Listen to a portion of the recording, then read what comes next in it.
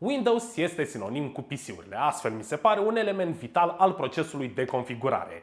Și cum s-a nimerit asta că atât Paul cât și Dimi au avut nevoie de câte o reinstalare de Windows zilele astea.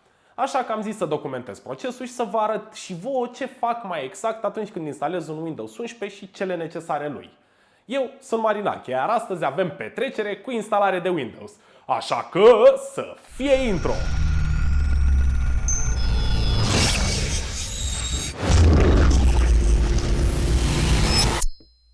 Primul și poate unul dintre cei mai importanți pași în procesul de instalare a Windows este procurarea acestuia.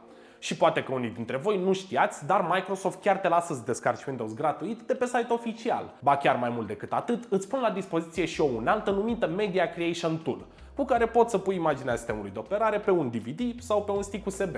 Asta este metoda cea mai sigură, fiind aia oficială, iar pentru majoritatea oamenilor este și cea mai bună.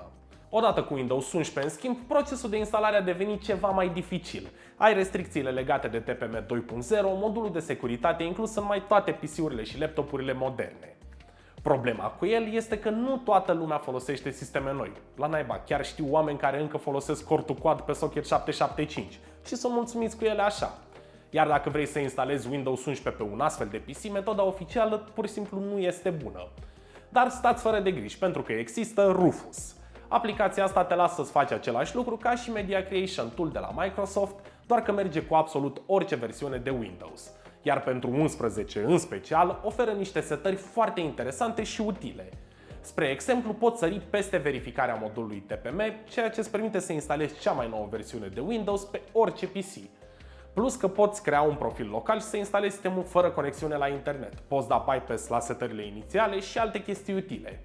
Să vă dau și un sfat simplu, dar care vă poate scuti de multe bătăi de cap. Înainte de instalarea sistemului de operare, vă recomand să deconectați toate hardurile și SSD-urile, cu excepția ăluia pe care vreți să instalați Windows, desigur. În felul ăsta evitați ștergerea accidentală a datelor și eventualele probleme de compatibilitate. Desigur, asta se aplică celor cu sisteme desktop, acolo unde este mult mai ușor să ajungi la mediile de stocare. Ok, au trecut câteva minute și Windows este instalat pe curat, cum s-ar spune. Deci, ce urmează? Prima dată mă ocup de instalarea de drivere și de actualizarea sistemului de operare.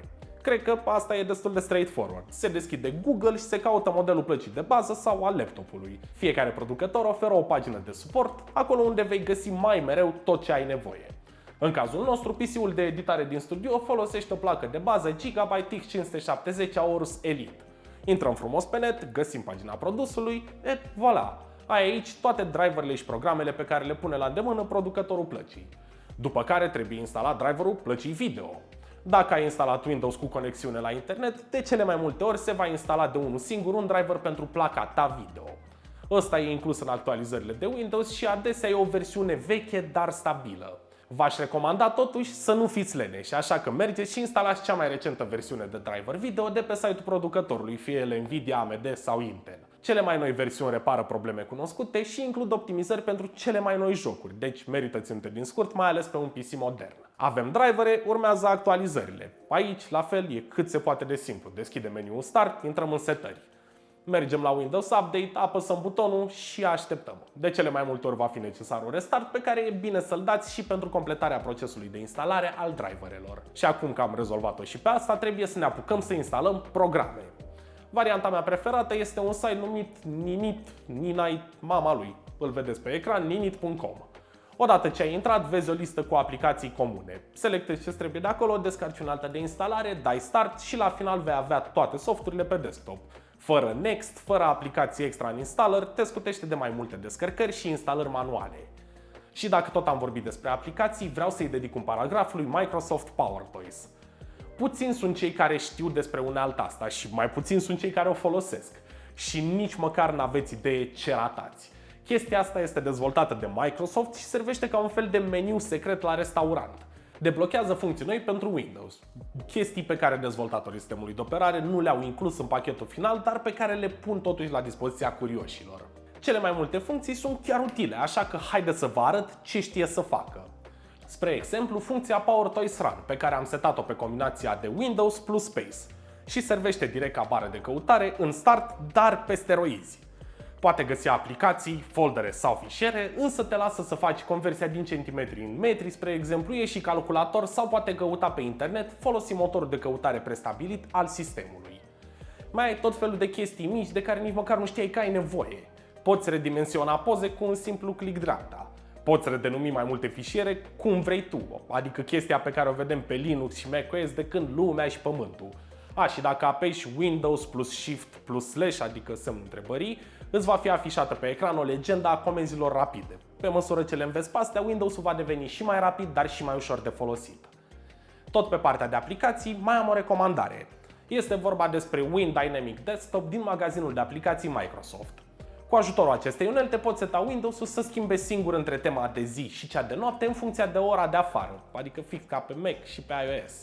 Ok, am instalat drivere, avem și programe, dar când dau click dreapta pe orice mi-apare tot meniul ăsta enervant. Unora le place noul meniu de context introdus de Windows 11, mai ales că e rotund și arătos. Din păcate, nu include toate chestiile de care ai nevoie, așa că vei apăsa pe Show More Options mult mai des decât te-ai aștepta. Așa că de ce să nu-ți ușurezi viața? Tot ce trebuie să faci pentru a avea meniul de context vechi este să modifici o chestie simplă în registri. Haideți să vă arăt. Prima dată deschidem terminalul. Eu fac asta cu click dreapta pe start și selectez terminal cu admin în paranteze. Pur și simplu luați cu copy-paste comanda asta, vă las și în descriere, o trântiți în terminal, Enter și gata. Dăm un restart la PC și avem meniul de context de pe Windows 10. Și haideți să vă mai arăt și alte setări utile de care e posibil să nu fi auzit încă. Cred că toată lumea s-a prins până acum care e treaba cu taskbar-ul, așa că nu are sens să vă arăt eu chestii basic precum mutarea iconițelor înapoi în marginea stângă. În schimb, vreau să vă arăt câteva trucuri mișto din meniul de start. Spre exemplu, nu-mi place să-mi afișeze tot ce am accesat recent, așa că dezactivez cu totul treaba asta. Și dacă tot am în start o mulțime de chestii, îmi țin desktop-ul curat punând aici scurtături către File Explorer, Documents, Downloads sau setări. Același lucru merge aplicat și în meniul de Quick Access din dreapta lângă ceas. După care avem funcția Storage Sense. O găsim în setări la meniul Storage și ce face este să șteargă automat fișiere temporare, adică rămășițe de update-uri sau programe. Și tot în meniul Storage mai găsim și funcția de Cleanup cu care poți șterge fișiere moarte. Tot de actualizări vechi, fișiere temporare de pe net, thumbnail-uri de fotografii sau resturi de la Windows Defender. Pentru gameri, o altă funcție utilă este Game Mode. Nu face mare lucru la suprafață, dar ajută la optimizarea sarcinilor sistemului, astfel vei primi un mic boost în jocuri. Pe un sistem puternic ca ăla e o șansă ca nici măcar să nu-l simți, dar pentru un PC mai vechi ar putea fi de ajutor. Și tot aici găsim și Game Bar, o chestie pe care am ajuns să o folosesc aproape zilnic când mă joc. De aici faci cam tot ce ține de gaming. Poți înregistra gameplay, poți schimba pe ce se aude sunetul și vezi în timp real statistici ale PC-ului. Dar și mai utilă este treaba cu widgeturile. Spre exemplu, poți lăsa muzica să cânte pe Spotify în timp ce te joci și nu mai e nevoie să bagi jocul în bară ca să schimbi melodia sau ca să pui pauză. Ai toate controlele astea direct aici în Game Bar. Odată ce ai făcut toate astea, recomand un restart. După ce ai pornit PC-ul, deschidem Task Manager, comanda rapidă din tastatură e Control, Shift și Escape și mergem în tabul Startup Apps. De aici putem alege toate programele care pornesc odată cu Windows-ul, ca să nu ne mai lovim de tot felul de rahaturi care ne inundă ecranul și încetinesc bootul. Odată ce toate astea-s gata, eu nu consider că tot ce a mai rămas de făcut este să deschid Steam și să instalez jocuri. Dar acum vreau să-mi spuneți în comentarii ce alte trucuri sau setări folosiți și nu au apărut în acest video. Eu sunt Marina, chiar dacă v-am ajutat să învățați ceva nou, îmi puteți mulțumi cu un like. Pentru un subscribe vă dau la schimb 2 videouri pe săptămână și dacă apăsați pe clopoțel veți fi primii care află când se postează. Cius!